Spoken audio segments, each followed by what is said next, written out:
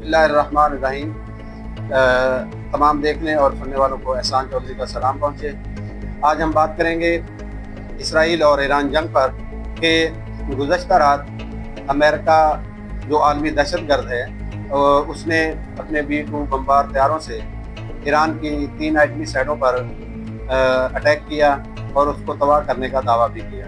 दोस्तों, इस अमर में हम देखना ये चाहते हैं कि पाकिस्तान कहाँ खड़ा है।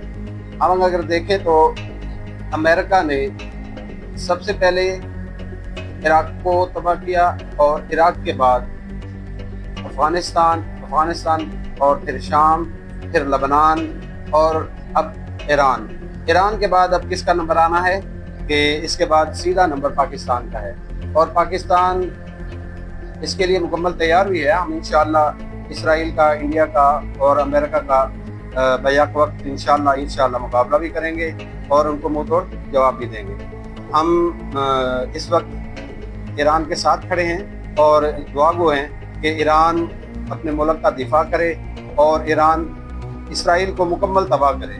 इसराइल की चीखें हम देखना चाहते हैं, सुनना चाहते हैं। जैसे गज़ा में बच्चे तड़पते हुए नज़र आते हैं, वैसे ही हम इसराइल को तड़पता हुआ देखना चाहते हैं और ये देखना चाहते हैं कि इसराइल मुकम्मल तौर पर तबाह हुआ।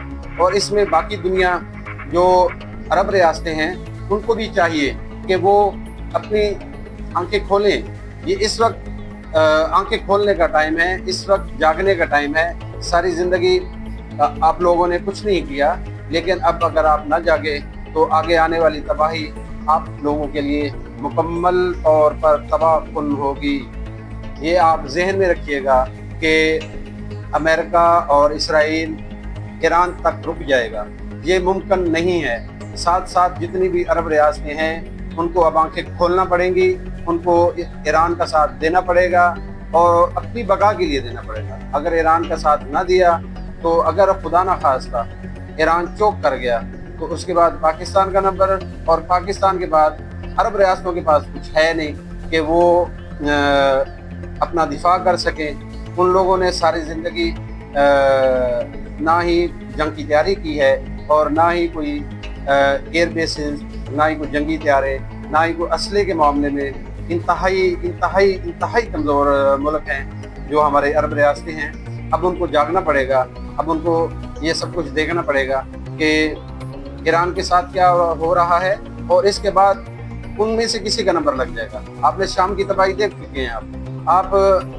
लबनान की तबाही देख चुके हैं, उर्दन की तबाही देख चुके हैं और कितना कुछ देखना बाकी है। जागें अब, अरब रियासतों, अरब वालों जागो। अगर आप नहीं जागोगे तो ये तबाही आप लोगों को ले डूबेगी। पाकिस्तान इस वक्त ईरान के साथ खड़ा है और हम दुआ करते हैं कि ईरान अपना मुकाबला पूरा करे और अपना दिफा करे और इसराइल को मुकम्मल तौर पर तबाह करे।